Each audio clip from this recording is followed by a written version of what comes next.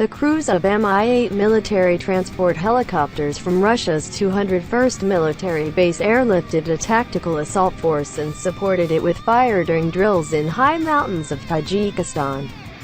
The press office of the Central Military District reported, under the drills scenario, an illegal armed formation advanced towards Russian military facilities with the aim of seizing them to replenish food and ammunition supplies. The helicopter crews promptly airlifted mountainous motor rifle units to the presumed area of the enemy's stay, the press office said in a statement. The crews of Mi-8 helicopters also conducted air reconnaissance and destroyed the notional enemy's installations.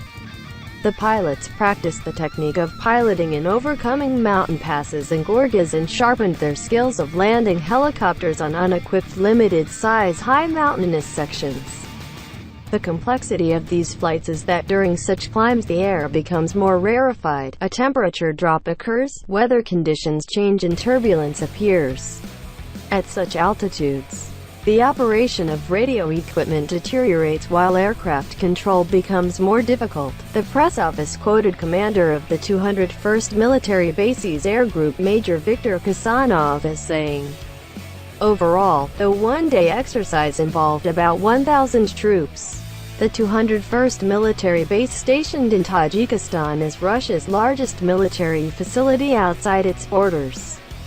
The military base is located in the cities of Dushanbe and Bakhtar. The military base's armament includes T-72 tanks, BTR-82A armored personnel carriers, Grad multiple launch rocket systems, Gvozdika and Akatsi artillery systems." Under an agreement signed in October 2012, Russia's military base in Tajikistan will remain until 2042.